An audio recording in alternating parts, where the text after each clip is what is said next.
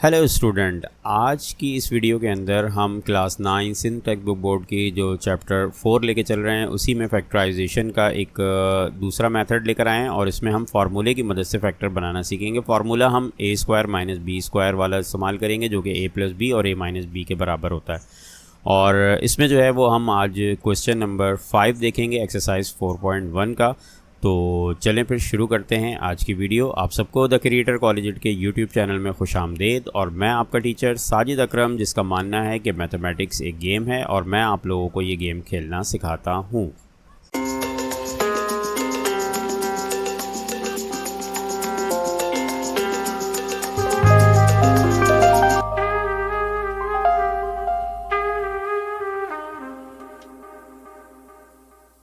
Student, question number 5 जो है इसमें हमें ये 6 पार्ट जो हैं ये करने हैं और इन 6 पार्ट्स को जो है हम देखेंगे और किस तरह से ये सॉल्व होंगे। चलें फिर एक एक करके बारी बारी इन सवालात को देखते हैं। पहला पार्ट जो हमें दिया हुआ है 4a square minus 9b square, और इसमें आप देख सकते हैं ये दोनों ही परफेक्ट स्क्वायर है।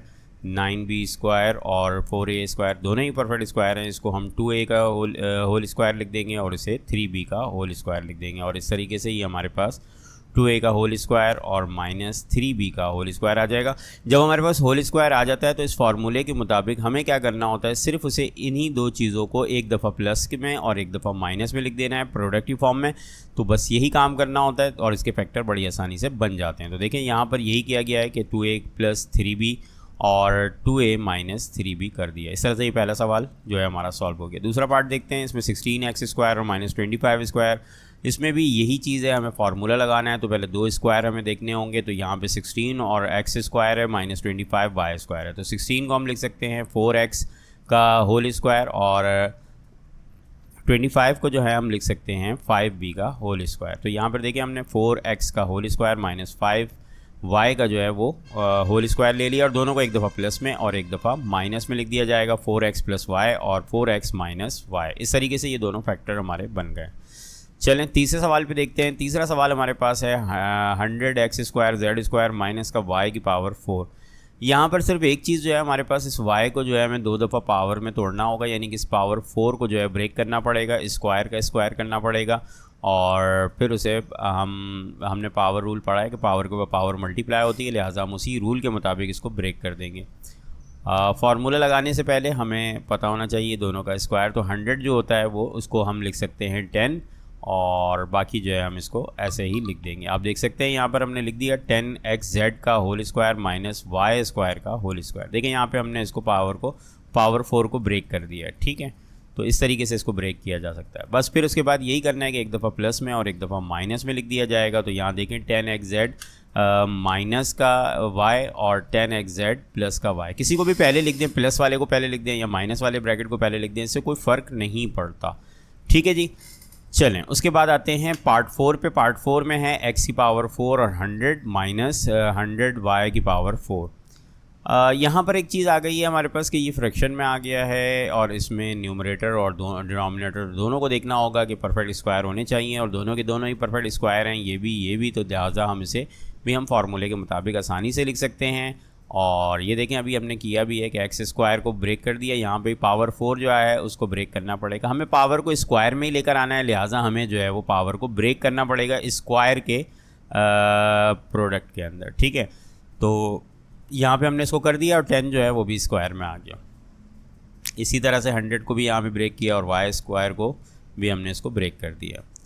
बस जब ये चीज़ बन जाती है तो फिर एक दफ़ा प्लस में और एक दफ़ा माइनस में लिखकर हम अपने काम को ख़त्म करते हैं। और यहाँ पर ये देखें हमने इसको x square upon 10 plus 10 y square, ठीक है जी। और उसके बाद x square upon 10 minus 10 y square, दोनों को एक दफ़ा प्लस में और माइनस में लिख दिया। इस तरीके से ये पार्ट भी हमारा कंप्लीट हो गया। स्टूडेंट, पार्ट 5 के अंदर हमारे पास ये एक सवाल और दिया हुआ है। इसमें भी देख सकते हैं न्यूमरेटर डिनोमिनेटर दोनों हैं और दोनों जो हैं दोनों टर्म्स को अगर हम देखें तो दोनों ही परफेक्ट स्क्वायर के अंदर मौजूद हैं। 64 जो है वो 8 का स्क्वायर होता है, जबकि 81 जो होता है वो 9 का स्क्वायर होता है। उसके अलावा की पावर भी 4 है तो ये भी स्क्वायर में मौजूद है, और इसी तरह से 81 जो है ये भी 9 का और ये 64 का। तो ये आप देख सकते हैं कि दोनों टर्म जो है वो स्क्वायर के अंदर मौजूद हैं। तो ये पहली वाली टर्म जो है ये स्क्वायर में मौजूद है, इसको हम पहले स्क्वायर में लिखेंगे पूरा, तो ये हो जाएगा क्या 8f स्क्वायर अपॉन 9। आप देख सकते हैं कि 64 8 का स्क्वायर होता है, f स्क्वायर को हमने लिख दिया f और यहाँ पर 9 आ गया और इसके ऊपर स्क्वायर लगा दिया। इसी तरह से यहाँ पर 81 के लिए 9 और g की पावर जो है 4, इसको हमने ब्रेक कर लिया है दो हिस्सों में।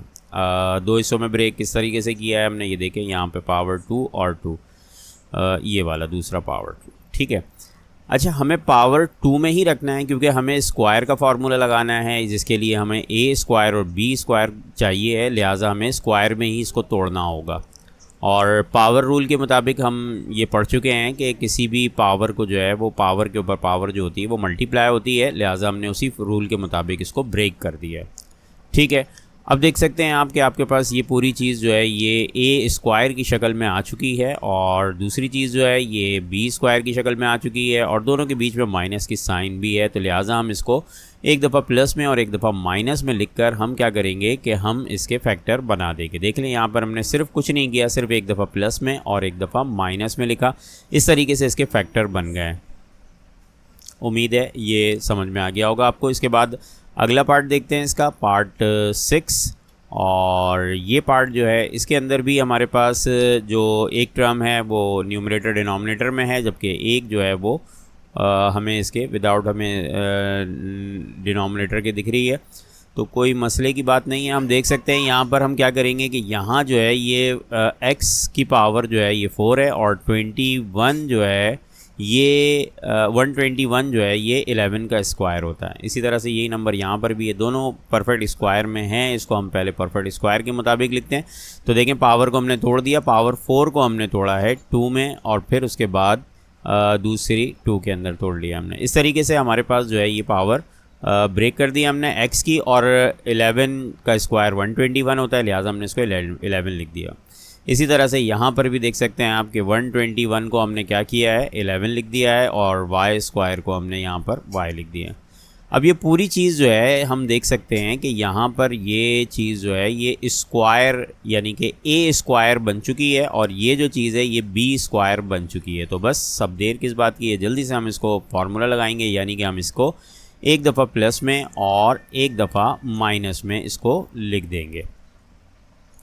तो इस तरीके से ये हमारा सवाल जो है ये कंप्लीट हो गया है और उम्मीद है कि आप लोगों को ये सवाल समझ में आया होगा। इसी फार्मूले के मज़ीद सवाल आते हैं जो कि अगली वीडियोस में मैं लेकर आऊँगा, क्योंकि वीडियो बहुत ज़्यादा बड़ी ना हो जाए, इसलिए मैंने इसको मुख्तसर रखने के लिए आप लोगों को सवालात को अलग अलग करके रखा है, ताकि आप लोग जो है इसे आसानी के साथ एक एक वीडियो को देखें और उसको मुकम्मल तवज्जो के साथ इन तमाम सवालात को सीखें और समझें।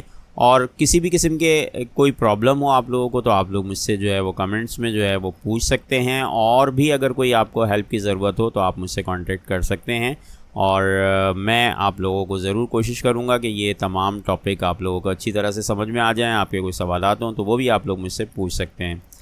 तो स्टूडेंट यहाँ पर था हमारा क्वेश्चन नंबर 5 जो है ये कंप्लीट हो चुका है, और इंशाल्लाह फिर अगली वीडियो में इसके मज़ीद पार्ट लेकर आऊँगा। तो तब तक के लिए आप लोगों से इजाज़त चाहता हूँ। अल्लाह हाफ़िज़।